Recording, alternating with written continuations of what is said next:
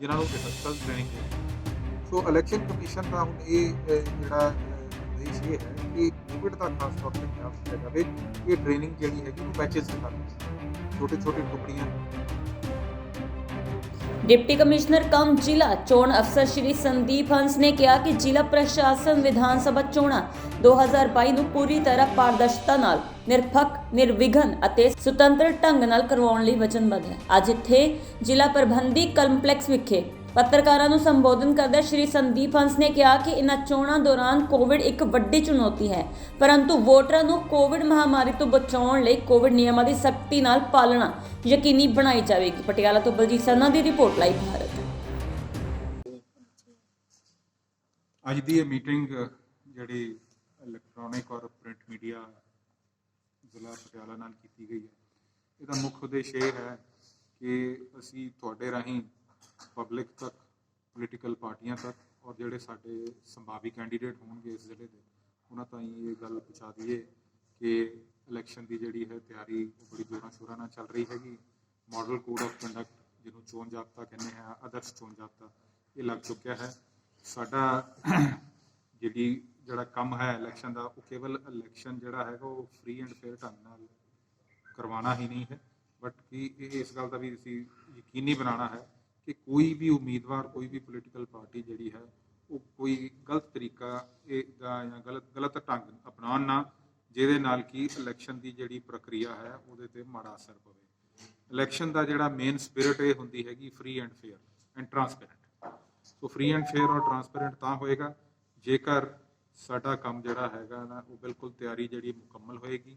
ਅਸੀਂ ਸਾਰੇ ਕੈਂਡੀਡੇਟਸ ਨੂੰ ਇੱਕੇ ਨਜ਼ਰ ਨਾਲ ਦੇਖਾਂਗੇ, ਕਿਸੇ ਵੀ ਕਹਿ ਲਓ ਰੂਲਿੰਗ ਪਾਰਟੀ ਨੂੰ ਜਾਂ ਕਿਸੇ ਹੋਰ ਕੋਈ ਇਨਫਲੂਐਂਸ਼ੀਅਲ ਪਾਰਟੀ ਹੈ ਉਹਨੂੰ ਤਰਜੀਹ ਨਹੀਂ ਦਿਆਂਗੇ, ਸਾਰਿਆਂ ਨੂੰ ਬਰਾਬਰ ਇੱਕੇ ਪਲੇਟਫਾਰਮ ਤੇ ਮੰਨ ਕੇ ਚੱਲਾਂਗੇ। ਉਹ ਤਾਂ ਹੀ ਜਿਹੜਾ ਹੈ ਇਲੈਕਸ਼ਨ ਫ੍ਰੀ ਐਂਡ ਫੇਅਰ ਹੁੰਦਾ ਹੈਗਾ।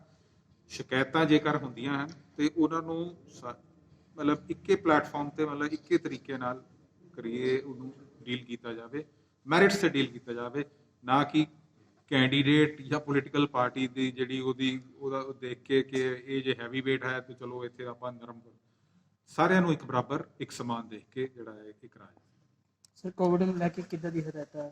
ਕੋਵਿਡ ਨੂੰ ਲੈ ਕੇ ਜਿਹੜੀਆਂ ਹਦਾਇਤਾਂ, ਜੇ ਮੈਂ ਹੁਣ ਇਲੈਕਸ਼ਨ ਦੀ ਗੱਲ ਕਰਾਂ ਤੇ ਇਲੈਕਸ਼ਨ ਵਿੱਚ ਬਹੁਤ ਸਾਰੀ ਐਕਸਰਸਾਈਜ਼, ਬਹੁਤ ਸਾਰੇ ਅਰੇਂਜਮੈਂਟਸ ਇੱਦਾਂ ਦੇ ਕਰਨੇ ਪੈਂਦੇ ਜਿੱਥੇ ਇੱਕ ਟਾਈਮ ਤੇ 50 ਔਰ 100 ਬੰਦੇ ਵੀ ਇਕੱਠੇ ਹੁੰਦੇ।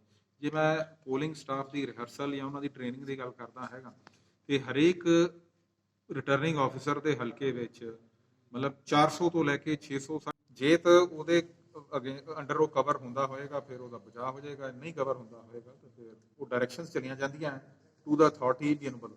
ਈਸੀਆਈ ਨੇ ਸਰ 15 ਤੱਕ ਲੁਕਣ ਮੀਟਿੰਗਾਂ ਵੱਡੀ ਰੋਕ ਲਾਈ ਹੈ, ਕੀ ਅੱਗੇ ਵਧਣ ਦੀ ਪੋਸੀਬਿਲਿਟੀ ਹੈ? ਵਧੂਗੀ। ਤੁਹਾਡੇ ਤੋਂ ਫੀਡਬੈਕ ਲੈਂਦੇ ਪਿੰਡ ਤੋਂ? ਅੱਜ ਹੀ ਜਿਹੜੀ ਮੀਟਿੰਗ ਹੋਈ ਹੈ ਕੋਵਿਡ ਦੀ ਪ੍ਰਿੰਸੀਪਲ ਸੈਕਟਰੀ ਹੈਲਥ ਨਾਲ, ਉਹਦੇ ਵਿੱਚ ਜਿਹੜੇ ਆਪਣੇ ਪ੍ਰਿੰਸੀਪਲ ਸੈਕਟਰੀ ਹੋਮ ਅਫੇਅਰਸ ਵੀ ਸੀਗੇ। ਸੋ ਉਹ ਅੱਜ ਸ਼ਾਮ ਤਾਈਂ ਉਮੀਦ ਹੈ ਕਿ ਡਾਇਰੈਕਸ਼ਨਸ ਆ ਜਾਣਗੀਆਂ, ਇਹ ਵਧੇਗੀ। ਸਰ, ਪੇਡ ਨਿਊਜ਼ ਵਾਲਾ ਤੁਸੀਂ ਕਿਹਾ ਸੀ ਬੜਾ ਕਾਫੀਆ ਕੰਮ ਹੈ, ਮਤਲਬ ਉਹਨੂੰ ਪਛਾਣਨਾ ਜਿਹੜਾ ਉਹ ਕਮੇਟੀ ਕਿਵੇਂ ਡਿਸਾਈਡ ਕਰ ਰਹੀ ਹੈ?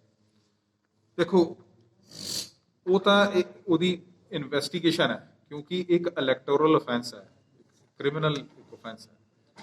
ਪਹਿਲਾਂ ਤਾਂ ਇਹਦੀ ਕਹਿ ਲਓ ਮੁੱਢਲੀ ਪੜਤਾਲ ਜਿਹਨੂੰ ਕਹਿੰਦੇ ਕਰਕੇ, ਉਸ ਤੋਂ ਬਾਅਦ ਇਹ ਪੁਲਿਸ ਨੂੰ ਰੈਫਰ ਹੋਏਗਾ ਕੇਸ, ਕਿਉਂਕਿ it's a criminal offence under ਆਪਣੀ ਆਈਪੀਸੀ ਦੇ ਅੰਡਰ ਵੀ ਔਰ ਆਪਣੀ ਰਿਪਰੈਜ਼ੈਂਟੇਸ਼ਨ ਆਫ ਪੀਪਲ ਐਕਟ ਦੇ। ਸਰ, ਸ਼ਿਕਾਇਤ ਦੇ ਨਾਲ ਕੋਈ ਮਤਲਬ ਉਹਦੀ ਲੋੜ ਹੈ ਪ੍ਰੂਫ ਦੀ?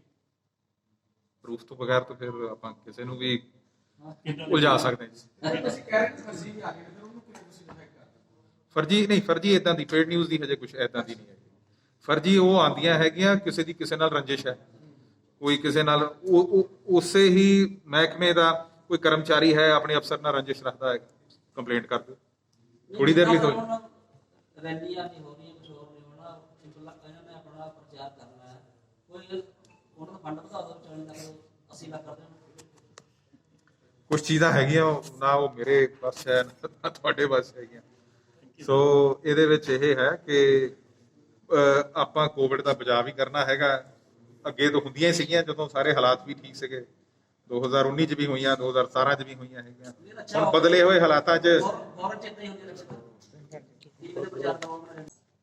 ਆਪਾਂ ਨੋਟਿਸ ਜਾਰੀ ਕਰ ਸਕਦੇ ਹਾਂ ਨਹੀਂ ਦੇਖੋ ਇਸ ਵੇਲੇ ਤਾਂ ਉਮੀਦਵਾਰ ਤਾਂ ਹੈ ਹੀ ਨਹੀਂ ਕੋਈ। ਜਾਂ ਸੰਭਾਵਿਤ ਹੈ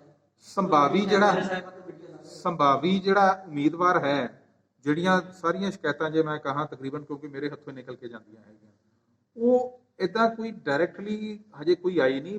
ਜ਼ਿਆਦਾਤਰ ਜਿਹੜੀਆਂ ਸ਼ਿਕਾਇਤਾਂ ਉਹ ਇਹ ਆ ਰਹੀਆਂ ਨੇ ਕਿ ਜੀ ਫਲਾਨਾ ਅਫਸਰ ਹੈ ਜਾਂ ਫਲਾਨਾ ਕਰਮਚਾਰੀ ਹੈ, ਇਹ ਆਪਣੇ ਹੋਮ ਡਿਸਟ੍ਰਿਕਟ 'ਚ ਪੋਸਟਡ ਹੈ, ਜਾਂ ਇਹ ਫਲਾਨੀ ਪਾਰਟੀ ਦਾ ਇਹ ਉਹਨਾਂ ਦੀ ਹਮਾਇਤ ਕਰਦਾ ਹੈ ਜਾਂ ਉਹਨਾਂ ਨੂੰ ਫੇਵਰ ਕਰਦਾ ਹੈ। ਸੋ ਇੱਦਾਂ ਦੀਆਂ ਸ਼ਿਕਾਇਤਾਂ ਆਈਆਂ ਹੈਗੀਆਂ। ਇੱਕ ਅੱਧੀ ਕੋਈ ਸ਼ਿਕਾਇਤ ਇੱਕ ਆਈ ਹੈਗੀ ਅੱਜ ਕੋਈ ਕ੍ਰਿਕਟ ਮੈਚ ਨੂੰ ਲੈ ਕੇ, ਸੋ ਉਹ ਵੀ ਸੰਭਾਵੀ ਉਮੀਦਵਾਰ ਨਹੀਂ ਹੈ। ਇਹਨਾਂ ਤੇ ਐਕਸ਼ਨ ਵੀ ਫਿਰ ਤੁਸੀਂ ਹੁਣ ਤੱਕ ਜਿਹੜੀਆਂ ਆਈਆਂ ਨੇ ਸ਼ਿਕਾਇਤਾਂ ਤੇ ਕਿੰਨਾ ਐਕਸ਼ਨ ਹੋਇਆ? ਦੇਖੋ ਇਹਦੇ ਵਿੱਚ ਜਿਹੜੀਆਂ ਹੁਣ ਤੁਹਾਨੂੰ ਮੈਂ ਸ਼ਿਕਾਇਤਾਂ ਦੱਸਾਂ, ਜੇਕਰ ਕਿਸੇ ਵੀ ਆਪਾਂ ਅਧਿਕਾਰੀ ਦੀ ਗੱਲ ਕਰ ਲਈਏ, ਸ਼ਿਕਾਇਤ ਹੋਈ ਜੀ ਇਹ ਆਪਣੇ ਹੋਮ ਡਿਸਟ੍ਰਿਕਟ 'ਚ ਹੈ। ਹੋਮ ਡਿਸਟ੍ਰਿਕਟ ਵਿੱਚ ਉਹ ਅਧਿਕਾਰੀ ਜਿਹੜਾ ਹੈਗਾ ਉਹਦੇ ਤੇ ਪ੍ਰਸ਼ਨ ਚਿੰਨ੍ਹ ਲੱਗ ਜਾਂਦਾ ਹੈਗਾ, ਜਿਹੜਾ ਕਿ ਇਲੈਕਸ਼ਨ ਦੇ ਨਾਲ ਸਿੱਧੇ ਤੌਰ ਤੇ, ਜਿਵੇਂ ਐਜ਼ ਡਿਪਟੀ ਕਮਿਸ਼ਨਰ ਮੈਂ ਜਾਂ ਐਜ਼ ਰਿਟਰਨਿੰਗ ਆਫਿਸਰ ਜਿਹੜੇ ਹੋਰ ਸਾਡੇ PCS ਜਾਂ IAS ਅਧਿਕਾਰੀ ਨੇ, ਜਿਹੜਾ ਬਤੌਰ ਰਿਟਰਨਿੰਗ ਆਫਿਸਰ ਜਾਂ ਬਤੌਰ ਸਹਾਇਕ ਰਿਟਰਨਿੰਗ ਆਫਿਸਰ ਕੰਮ ਕਰ ਰਹੇ ਨੇ, ਉਹ ਇਲੈਕਸ਼ਨ ਦੇ ਨਾਲ ਸਿੱਧੇ ਤੌਰ ਤੇ ਕੰਮ ਕਰ ਰਹੇ ਹੁੰਦੇ। ਜਿਹੜਾ ਕੋਈ ਆਫਿਸਰ ਉਹਦਾ ਕੋਈ ਇਲੈਕਸ਼ਨ ਨਾਲ ਸਿੱਧੇ ਤੌਰ ਤੇ ਕੋਈ ਉਹਦਾ ਕੰਮ ਹੈ ਨਹੀਂ, ਜਿਵੇਂ ਕੋਈ ਕਿਸੇ ਮਹਿਕਮੇ ਦਾ ਐਕਸੀਅਨ ਲੈ ਲਓ, ਤੇ ਫਿਰ ਉਹਦੇ ਖਿਲਾਫ ਉਹ ਜਿਹੜੀਆਂ ਇਲੈਕਸ਼ਨ ਕਮਿਸ਼ਨ ਦੀਆਂ ਗਾਈਡਲਾਈਨਸ ਦੇ ਵਿੱਚ ਉਹ ਕਵਰ ਹੋ ਜਾਂਦਾ ਹੈਗਾ, ਉਹਦੇ ਖਿਲਾਫ ਐਕਸ਼ਨ ਬਣਦਾ ਨਹੀਂ ਹੈ। ਸਾਡੀ ਸਾਰੀ ਰਿਪੋਰਟਿੰਗ ਜਿਹੜੀ ਹੈਗੀ ਉੱਤੇ ਜਾਂਦੀ। ਜਿਹੜੇ ਸਰ 12,000 EMPLOYE ਚਾਹੀਦੇ ਆ ਇਲੈਕਸ਼ਨ ਕਰਵਾਉਣ ਲਈ, ਉਹਦੇ ਵਿੱਚ ਲੇਡੀ ਸਟਾਫ ਨੂੰ ਕੋਈ ਛੂਟ ਹੈ ਥੋੜੀ ਬਹੁਤੀ ਜਾਂ ਬਰਾਬਰ ਦੇ ਦਿੱਤੇ ਹੈ? ਦੇਖੋ ਲੇਡੀ ਸਟਾਫ ਦਾ ਤਾਂ ਅਸੀਂ ਆਲ ਔਮਨ ਪੋਲਿੰਗ ਸਟੇਸ਼ਨ ਬਣਾਉਣੇ ਹੈਗੇ। ਅਸੀਂ ਹਰੇਕ ਹਲਕੇ ਦੇ ਵਿੱਚ ਅਸੀਂ 7 ਆਲ ਔਮਨ ਪੋਲਿੰਗ ਸਟੇਸ਼ਨ ਬਣਾਉਣੇ ਹੈਗੇ। ਜਿੱਥੇ ਤੱਕ ਕੋਈ ਪ੍ਰੈਗਨੈਂਟ ਲੇਡੀ ਹੈ ਜਾਂ ਕੋਈ ਲੈਕਟੇਟਿੰਗ ਮਦਰ ਹੈ, ਉਹ ਅਸੀਂ ਪਹਿਲਾਂ ਹੀ ਉਹਨਾਂ ਦੀ ਇਨਫੋਰਮੇਸ਼ਨ ਲੈ ਲਈ ਹੈਗੀ, ਅਸੀਂ ਉਹਨਾਂ ਨੂੰ ਛੋੜ ਦਿੱਤੇ। ਸਰ ਜਿਹੜੀਆਂ ਸ਼ਿਕਾਇਤਾਂ ਦੇ ਵਿੱਚ ਮਤਲਬ ਕਈ ਆਪਣੇ ਆਪ ਨੂੰ ਦੱਸਣਾ ਨਹੀਂ ਚਾਹੁੰਦੇ, ਉਹ ਸ਼ਿਕਾਇਤ ਜਦੋਂ ਤੁਹਾਡੇ ਕੋਲ ਕੋਈ ਆਉਂਦੀ ਹੈ, ਇਦਾਂ ਵੀ ਹੁੰਦਾ ਕਿ ਬੰਦਾ ਨਹੀਂ ਦੱਸਦਾ, ਆਪਣੀ ਸ਼ਿਕਾਇਤ ਦੁਬਾਰਾ ਪਤਾ ਲੱਗਦਾ ਕਿ ਬੰਦਾ ਪਿੱਛੇ ਜਿਹੜਾ ਕਰ ਰਿਹਾ, ਕਿਉਂਕਿ ਕਈ ਬੰਦੇ ਇਸ ਗੱਲ ਤੋਂ ਫੀਲ ਕਰਦੇ ਨੇ ਕਿ ਸਾਨੂੰ ਬਾਅਦ ਚ ਟਾਰਗੇਟ ਕੀਤਾ ਜਾਏ।